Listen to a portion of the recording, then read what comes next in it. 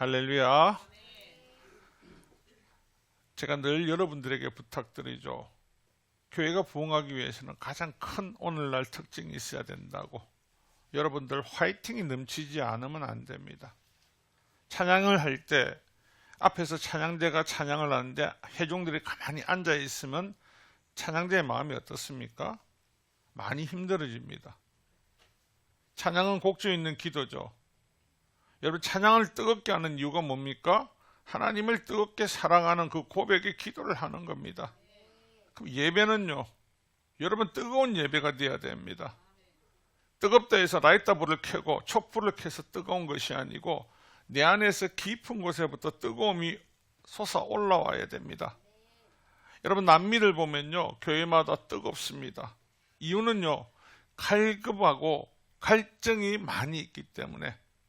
오늘 우리는 자꾸 옛것에 벗어나지 못하는 모습으로 살아갑니다. 여러분, 지나가는 길가에서 여러분 꽃이 피는 모습을 볼 때가 한 번씩 있을 겁니다. 씨앗의 능력을 보면요, 사람들이 말합니다. 저 하나 씨앗이 뭘 그 정도 영향력을 나타내고 뭐 큰 힘이 있을까? 그런데 그 씨앗 모든 것에는 하나님의 설계도가 들어가 있습니다. 씨앗은 환경을 탓하지 않습니다. 씨앗은 땅에 떨어지는 순간에 묻히고 빛도 없고 공기도 없고 부족한 압박이 가해진 그곳에서 그 씨앗은 아무런 불평 불만 없이 하나님 주신 뿌리를 내리려고 합니다. 그래서 우리가 지나가다 보는 그 씨앗에서 조그만 가지가 올라오고 그 가지에서 꽃이 피는 것을 종종 보면서 그 씨앗의 힘과 폭발력이 아닙니다. 조용하지만 멈추지 않겠다는 생명력입니다. 오늘 예수 그리스도의 복음이 바로 그 생명입니다. 그 생명을 전할 수 있는 우리 모두가 돼야지 이 땅에 있는 것처럼 포기하는 사람들이 되어서는 절대 되지 않는다는 겁니다. 오늘 본문의 말씀은 지난주에 이어서 동일한 본문입니다. 시리아 안디옥은 세계 로마가 통치할 때 세 번째로 큰 도시라고 말씀을 드렸습니다. 이태리의 수도 로마, 이집트의 수도 알렉산드리아, 그리고 세 번째로 큰 도시 안디옥, 시리아에 있는 지금 시리아를 말합니다. 그리고 이 도시는 세계 최초로 가로등이 설치되어 있었고 또 이 도시의 별칭은 동방의 여왕, 또 잠들지 않는 도시, 다시 말해서 아주 빠른 산업화가 진행된 도시라는 겁니다. 밤이 발달한 것은 향락과 유흥이 발전된 도시, 그리고 거대한 신전과 원형 경기장에 공중 목욕탕까지 모든 사람들이 도시로 가고 싶어하는 사람의 욕구를 채워줄 수 있는 그런 도시입니다. 그리고 인구가 50만 명이나 되는 도시. 오늘날 보면 50만 명 하면 아유 뭘요, 고대사에서 50만 명은 너무너무 많은 숫자입니다. 그리고 이 도시 이름이 안디옥이라고 된 배경은 알렉산더 대왕이 세계를 정복하고 갑자기 죽자마자 4명의 장군들이 알렉산더 왕의 땅을 나누게 됩니다. 그 중에 세르쿠스 1세가 그 땅을 받게 됐는데 자신의 아버지인 안티코스를 기리기 위해서 도시의 이름을 안디옥이라고 명명을 합니다. 그리고 이 셀레쿠스는 아버지의 이름 이 안티오코스를 너무너무 좋아해서 자신이 다스리는 전역에 16개의 안디옥이라는 지명을 만들게 됩니다. 이 안디옥이라는 이름의 자체의 의미는 대항하는 자, 굳게 서는 자입니다. 사람들은 늘 자기 이름을 드러내기 위해서 자기 이름을 나타내고 마치 그것을 신성시하게 만들려고 하고 있습니다. 오늘 안디옥에 있는 이곳에 있는 사람들은 헬라 철학과 각종 우상 숭배를 하며 한쪽으로는 육체의 쾌락과 그것을 통해 진리를 얻을 수 있다라고 생각하는 잘못된 지식관에 빠져있던 사람들입니다.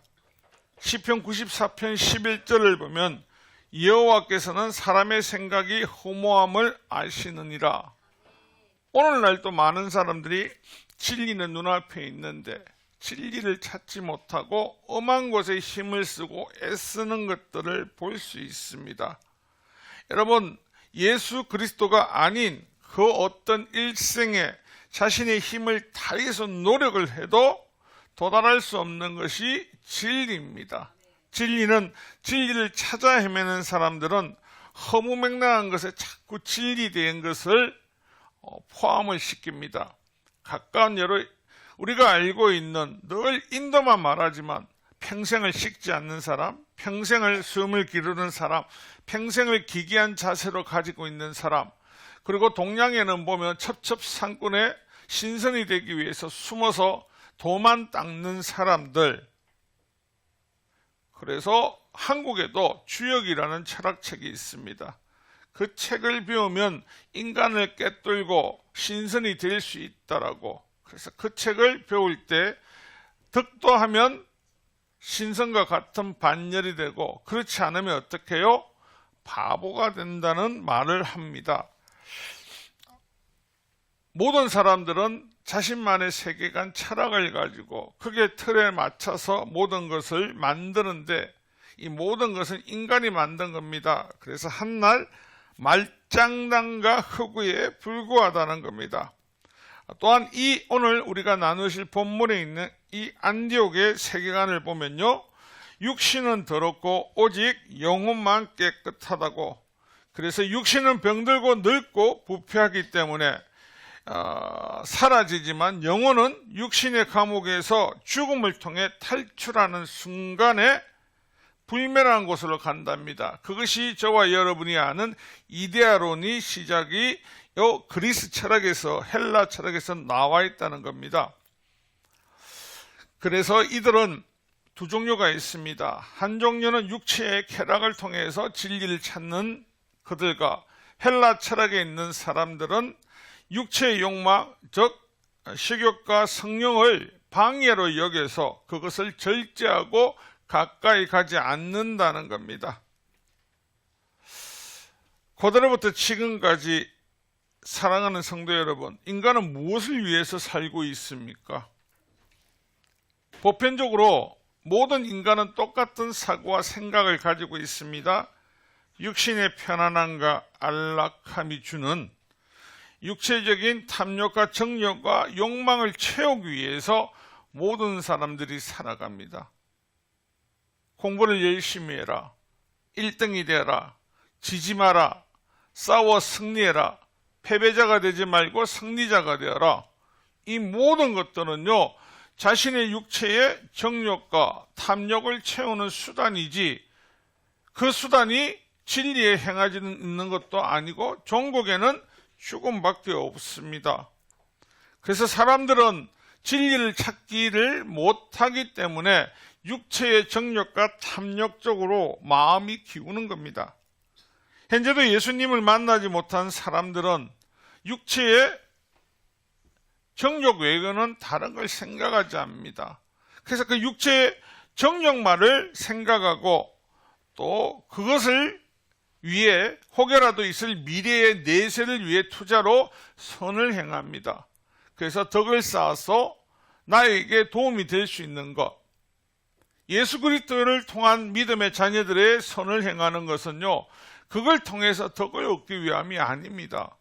예수님의 자녀인 그리스도인들은 진리를 깨달았기 때문에, 진리를 밝히는 빛이 내 안에 역사했기 때문에 당연히 하나님 주신 그 진리를 전가하기 위해서 선을 행하는 거지 나를 위해서 덕을 쌓는 것이 아니라는 겁니다.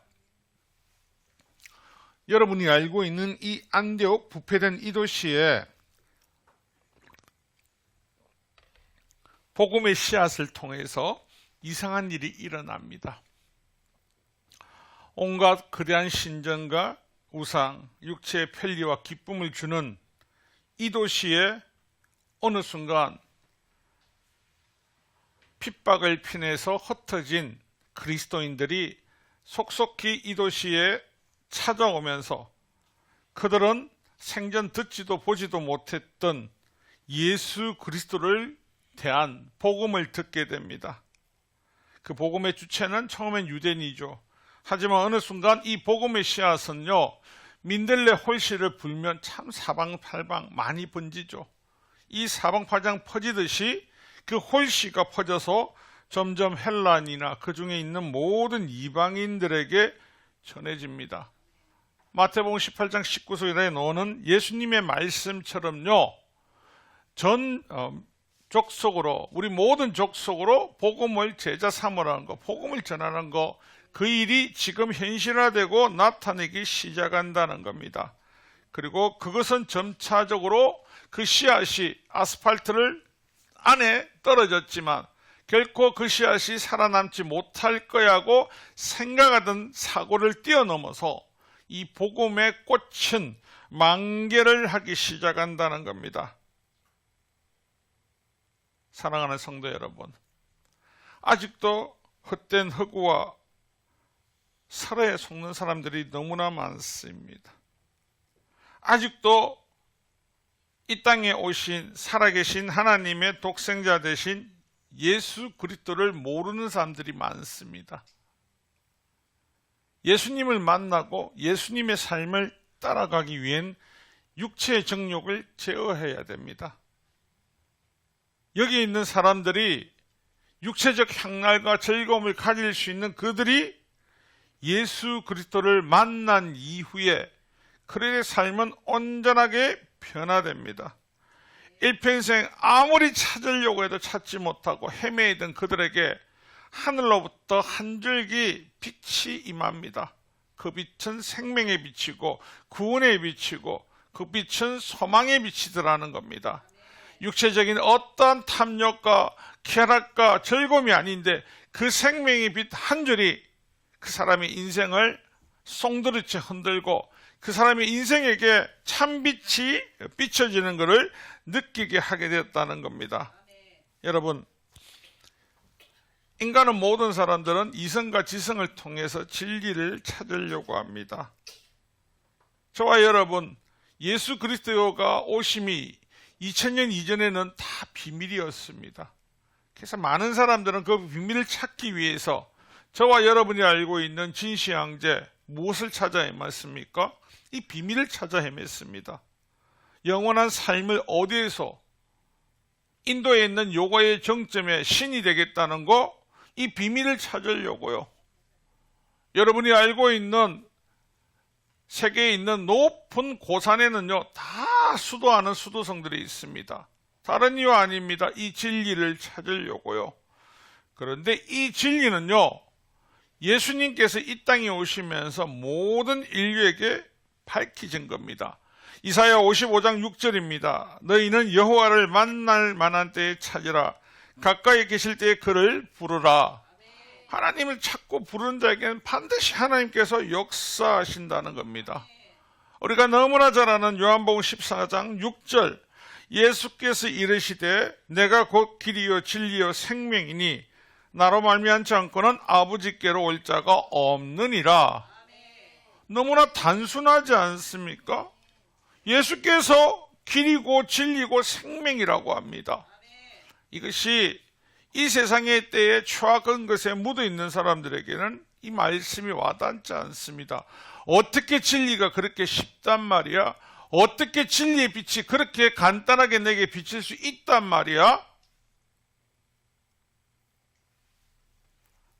안디옥에 있던 바울과 바나바 그리고 다른 이들이 1년간 이방인들에게 무엇을 가르칩니까? 예수 그리스도를 가르칩니다. 사랑하는 성도 여러분, 복음은 전해지지만 그 복음에 대한 실체를 배우셔야 됩니다. 머리가 아닌 가슴으로. 그래서 예전에 우리 선배 목사님들이나 많은 분들이 그랬죠. 예수님을 믿는다는 것은 교회를 열심히 다니는 것이 아니고 머리로 만나는 것이 아니고 가슴으로 만나라고. 오늘 우리가 살아가면서 돈을 버는 품평회가 있다. 자아 발전하는 게 뭐가 있다면 많은 사람들이 배우려고 뛰다닙니다. 기독교가 주춤하고 무너지고 주저앉는 거, 찬양이 뜨겁지 않아서, 말씀의 능력이 없어서? 아니요. 이미 우리는 타성에 젖었기 때문입니다. 진리를 밝히신 그 빛을요, 바라보고도 그 빛에 원하는 바를 제대로 깨우치지 못합니다. 우상들과 거짓에 속고 있던 이들에게 안디옥에서 밝은 빛, 진리를 만난 사람들 얼마나 한이에 착했습니까? 여러분, 예수 그리스도께서는 남녀 구분이 없었습니다. 그리고 고아와 과부, 그리고 노예 구분이 없었습니다. 모든 것이 평등했습니다. 어떤 조건에서도 누구든지 구원을 얻지 못하는 조건은 아무도 없었습니다. 그런 예수님이 우리에게 오셨고 그 예수님을 경배하게 되었던 겁니다. 그래서 그들이 배우고 하나님을 계속해서 가슴으로 만나게 되다 보니까요, 어제까지만 해도 꺼리낌 없이 당연하게 생각하며 창기들이 남만 신전에 올라가고 탐욕에 빠져 있고 주술에 빠져 있고 모든 것들 이 세상에 동조하던 사람이 갑자기 행동이 변화가 됩니다. 자신의 삶이, 행동이 잘못된 것을 깨닫게 되고 취하고 들어온 모든 삶의 향락을 다 내어버리고 온전히 예수 그리스도를 받아들이기 시작하며 결단하기 시작합니다. 우리는 늘 말하죠. 로마서 12장 2절을 말하면서 너희는 이 세대를 본받지 말고 오직 마음을 새롭게 함으로 변화를 받아 하나님의 선하시고 기뻐하시고 온전한 뜻이 무엇인지 분별하도록 하라. 우리 말씀 구절에는 아멘을 하는데 안디옥 교회 사람들에게 가장 특별하게 나타난 것은요, 하나님께서 내가 거룩하니 너희도 거룩하라고, 레위기 11장 44절에 나 여호와 너희 하나님이라 내가 거룩하니 너희도 몸을 구별하여 거룩하게 하고 땅의 기는 길짐승으로 말미암아 스스로 더럽히지 말라.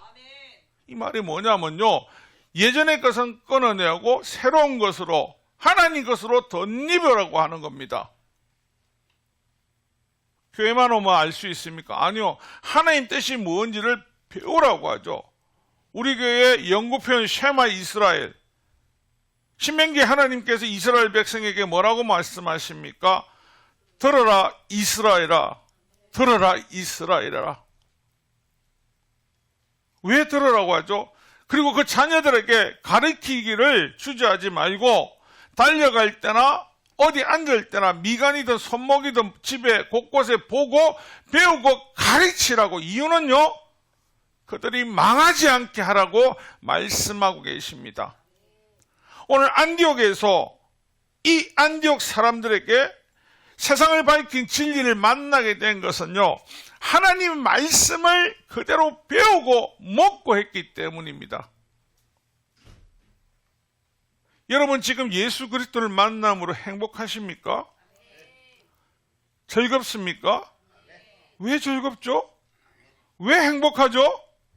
세상 사람들이 여러분을 볼 때 정상적인 표현이 뭐라고 했습니까? 예수쟁이가 돼야 된다고. 여러분 예수에 미쳐 있어야 된다고. 왜요? 두드려 맞고 있습니다. 예수 때문에 핍박을 당합니다. 고난을 당합니다. 근데 얼굴이 어떻습니까? 웃고 있다니까요.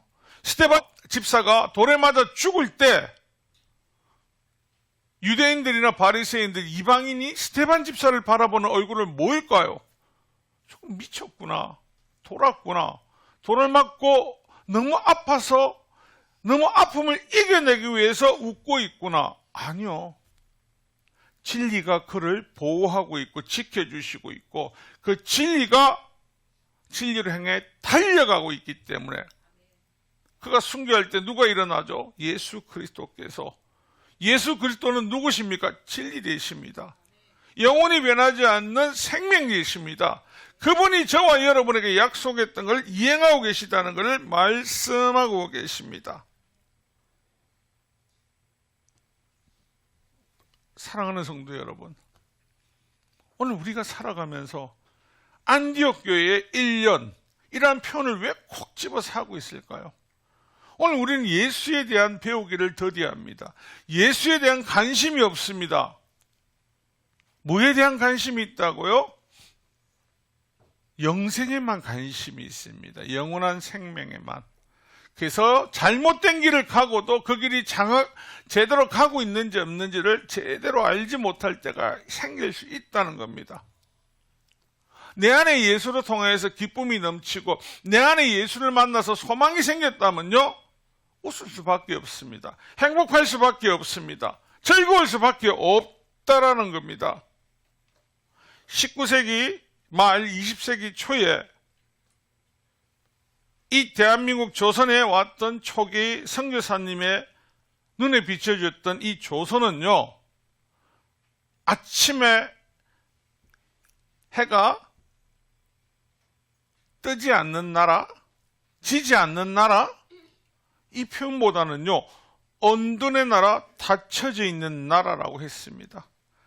그리고 외국인의 출입에 대해서는요, 철저하게 제한이 있었고, 기독교를 정할 때 사학이라고 했습니다. 이 사학이란 뜻은요, 그릇된 한문이라고 탄압을 했는데, 그 이유는 기독교 교리가 조선의 근간인 유교적 가치관과 특히 조상의 제사 및 신분 진사를 부정했기 때문에, 미국의 선교사 윌리엄 그리피스는요, 조선을 외부 세계와 단절된 두려움과 미신에 갇혀 있는 나라라고 기록을 했다고 합니다. 그래서 선교사님들이 많은 분들이 그 이야기를 했습니다. 이 땅에, 이 조선 땅에 복음이 들어갈 수 있을까요? 하고 두려움을 가지고 들어왔습니다. 막상 들어보니까요, 이 땅은요, 극심한 가난과 질병이 난무하던 나라더랍니다. 한양은 좁고 불결한 거리, 하수도 시설의 부재로, 그리고 도처에 널린 오물로 이 많은 선교사들이 충격을 받는데, 이로 인해서 전염병 콜레라가 온 동네에 퍼지는 걸 보면서, 그리고 여아들이 낳은 순간에 갖다 버린답니다. 도움이 안 되고 배가 고프니까. 그 당시 평균 수명이요, 30세 후반이 거의 못 넘겼답니다. 요즘 30세 넘어서 40세에 장가 시집 가는 사람들을 보고 뭐라 합니까? 아직 안 늦었다 하지 않습니까? 불과 한 세기 전에는 요단강 건너가야 될 나이입니다. 이들이 선교사님들 눈에 보이는 여성들의 특기 주의, 이름은 기록되지 않습니다.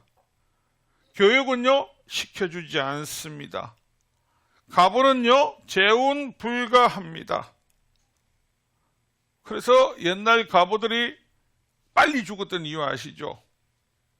동지 섰다 기나긴 밤 외로워서 쇠창살로 허벅지를 찌르다가 파상풍이 걸려가. 그런데 가문의 어머니들은 자살을 종료하고 우리 집의 가문은 이렇게 위대하다라고 알리려고 어떻게 보면 여자들은 도구에 가까웠습니다. 그런 이 땅에 복음이 들어오고 복음의 능력이 나타나기 시작합니다. 한국에는 훈민정음의 언문이 있었습니다. 그를 통하여서 배우고자 하는 열망을 가졌습니다. 예수님이 말씀하신 평등이 이 땅을 치리하기 시작했습니다. 종된 사람들, 여인들, 핍박받던 자들에게 오늘 안디옥과 동일한 밝은 진리의 빛이 그들을 만나기 시작했습니다. 여러분, 그 진리의 빛을 맛본 사람들은 죽음을 두려워하지 않았습니다. 자신의 처지를 두려워하지 않았습니다. 비판하지 않았습니다. 그저 어떤 형편, 어려운 가운데서도 진리 되신 예수 그리스도께서 나와 함께 하시니까 그 소망으로 부풀어지기에 살 수 있게 되었습니다. 그전에는요, 소망을 가질 수 없죠. 어디 여자가, 지금 또 말하죠. 어디 여자가, 이렇게 말한 사람, 하나님 보시기 얼마나 부끄러운 자인 줄 아십니까? 어디 여자가 공부를 해? 불과 50년 전입니다. 여자 공부 안 시켰습니다. 집에 가서 빨래나고 밥만 하면 되지 무슨 여자가 공부를 해? 불과 30년, 40년 전에 대한민국 여자 검사도 없었습니다. 어디 여자가? 여자는 사람 취급을 못 받았습니다. 그래서 어머니들은 딸을 10명 낳고도 아들 놓으려고 목숨을 걸고 아들 놓는데 전력 투구했습니다. 예수 그리스도가 온 가정은 어떻습니까? 진리를 맛보게 되고 그분을 통하여서 생명의 빛이 밝혀지는 걸 맛본 모든 자녀들은 삶이 변화되었습니다. 아, 남녀 구별이 없구나. 하나님은 남자도 여자도 귀하게 쓰시고 누구에게도 능력을 주시고 누구에게도 공평하신 하나님이시구나. 초기 기독교가 이 땅에 자리 잡을 수 있었고 진리가 그 생명의 빛이 대한민국 전역에 퍼질 수 있었던 것은요, 불과 몇십 년 전이지 않습니까? 사경을 한다, 성경 공부를 한다, 지금처럼 신천지나 이단들이 말고요, 그럴 때마다 어쨌습니까?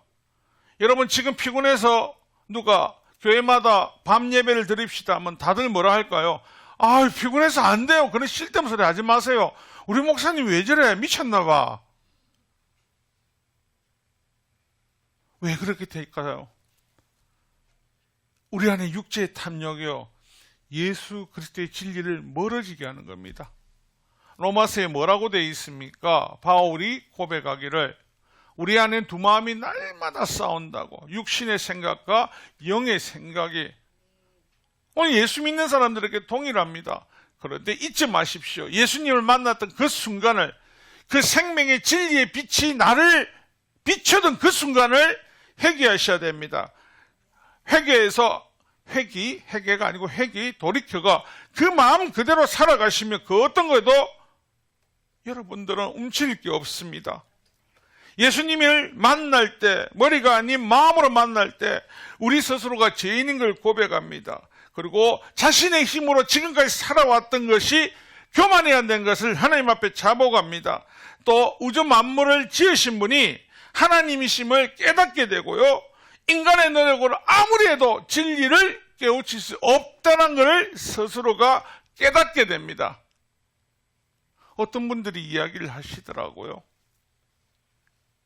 빅뱅에, 진화론자들이 말하는 빅뱅을 가지고 이야기를 하는데, 빅뱅은 우주가 어떻게 만들어졌다고 되어 있습니까? 자연스럽게 뭔가 폭파해가지고 빛이 반짝해서 만들어졌다 했죠. 그래서 창조론이 맞다는 겁니다. 창세기 1장에 하나님께서 세상에 만들 때 어떤 일이 났습니까? 빛으로 만들으셨죠. 빅뱅은 창조론을 증거하는 거라니까요. 빛이 반짝 터졌다는 건 뭔가 하나님이 빛이 있으라고 하셨지 않습니까? 그래서 그들이 말하는 건 아무것도 없는 데에서 갑자기 빛이 반짝 터졌다? 아니요. 성경에 기록되어 있습니다. 하나님께서 빛으로 세상을 만드셨다는 것을. 진리가 우리 안에 와 있습니다. 진리를 만나고 나면 여러분 변화가 돼야 되는데 왜 변화가 안 되냐고요? 아직도 여러분 진리 안에 들어가지 않고요, 탐욕적인 이 땅에 그대로 물들어 살아가려고 하기 때문에. 사도행전 19장을 보면요, 바울이 에베소에 도착해서 복음을 전가할 때입니다. 이 에베소는요, 세계 7대 불가사리 중 하나인 아르테미스 신전이 있습니다. 다른 말로 하면 다이아나 신전이죠. 그리고 그 신전은 여사제가 1000명에 이른다고 하죠. 이 신전은요, 얼마나 컸으면 세계 불가사리에 올랄 정도, 그리고 도메티아누스 신전, 황제를 숭배하게 지었던 신전 등 기타 거대한 성전들이 난무했습니다. 그리고 거기는 허가된 신전 창녀가, 여사제 창녀가 1000명이 있었으니까 얼마나 허가되고 얼마나 향락이 자연스럽고 제한되는 도시입니까? 바울이 이곳을 찾아갔습니다. 처음에 유다인 회당에 가서 복음을 전하는데 그 말에 얼마나 많은 사람들 딴지를 걸고 넘어집니까? 그런데 그 이후에도 바울은요, 두라노 서원에서 2년 동안 예수 그리스도의 복음을 가르치기 시작합니다. 그러고 났더니 이 향락의 도시, 이 육체 탐욕이 일어나야 되시에요. 이 안디옥 교회처럼요, 그들에게도 놀라운 하나님의 진리의 빛을 만나게 됩니다. 그들이 만나게 되다 보니까요, 이제 다른 것들은 다 필요가 없어진 겁니다. 19장 10절에 보면요, 두해 동안 이같이 하니 아시아에 사는 유대인이나 헬라인이나 다 주의 말씀을 듣더라. 하나님의 말씀 그들 안에서 역사하기 시작하셨습니다. 이후에 예수 그리스도의 이름으로 선판이 병이 낫고 귀신 들린 자가 귀신으로부터 떨어져 나가는 역사가 그 가정 가운데 나타나기 시작하고 있습니다. 사랑하는 성도 여러분, 그것을 보니까 또 어떻게 해요? 따라쟁이들이 생기겠죠. 그래서 사도행전 19장 13절에 보면요, 독특하게 이야기를 합니다. 바울이 전파하는 예수를 의지하여 너희에게 명하노라 라는 말이 나옵니다. 예수 그리스도 이름이 아닌 바울이 전하는 예수를 의지하여라고 이 유대 주수살들이 이 말을 하는 경우는요, 고대사회의 주수살들은요, 주술의 언어가 하나라도 틀리면 안 됩니다. 그래서 바울이 맹하는 걸 보고, 아, 바울이 전파하는 예수 그리스도의 이름으로 선포를 해야 이 주술이 먹어주는구나 라고 생각을 합니다. 그래서 우리가 잘 알고 있는 스게의 아들들이 어떻게 합니까? 유대 한 제사장 스게의 7 아들들이 보고 바울이 전하는 예수 그리스도의 이름으로 명하노니 귀신아 떠나가라 라고 합니다.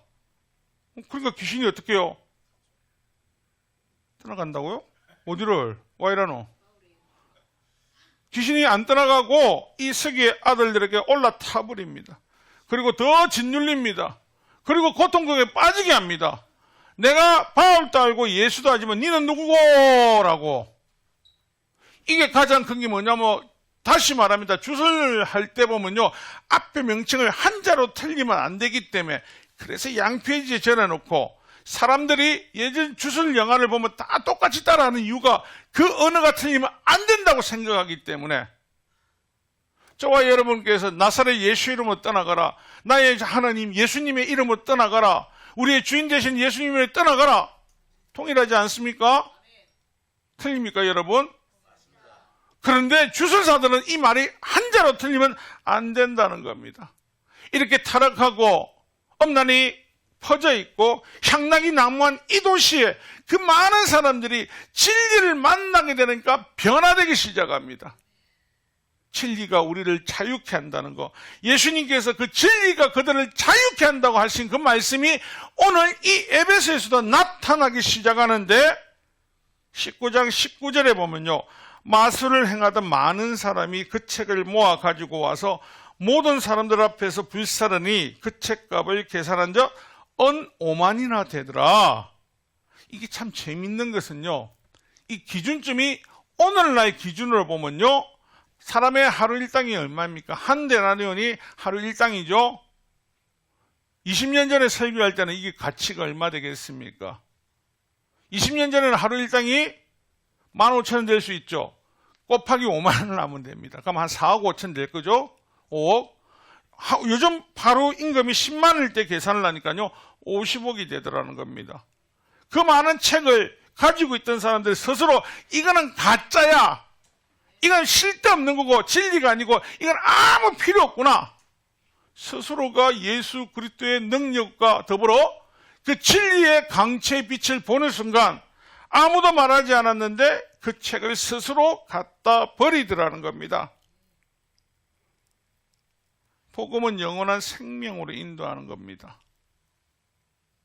우리가 육신의 질고와 고통과 아픔과 슬픔이 있지만 행복할 수 있는 이유는요, 진리가 내 안에 함께 하시기 때문에, 진리가 나를 늘 밝은 곳으로 비추고 있기 때문에. 그래서 육신은 늘 힘들고 영적으로 힘들고 고통이 찾아올 때도 있습니다. 하지만 대장 되시는 예수 그리스도는 우리를 버리지 않는다는 믿음의 확정이 있기 때문에 늘 행복할 수 있는 겁니다. 사랑하는 성도 여러분,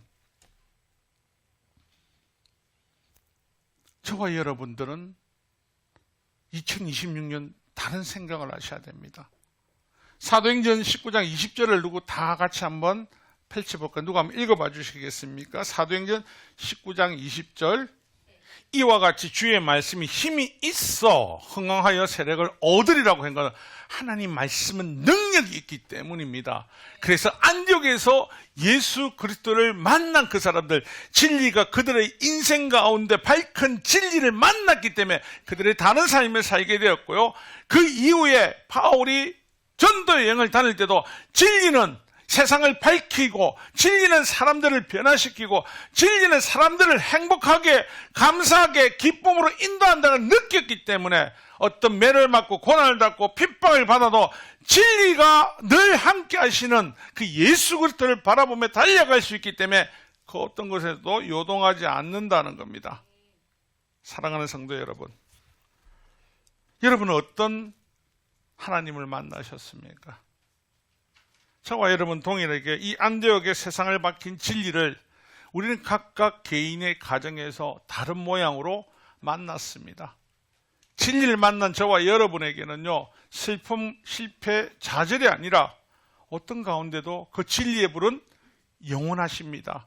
그 영원한 빛을 붙들고 소망하며 달려가서 머리가 아닌 가슴으로 만난 나를 책임지시는 그 예수 그리스도를 바라보며 달려갈 수 있는 저와 여러분 되시기를 주님의 이름으로 축원합니다.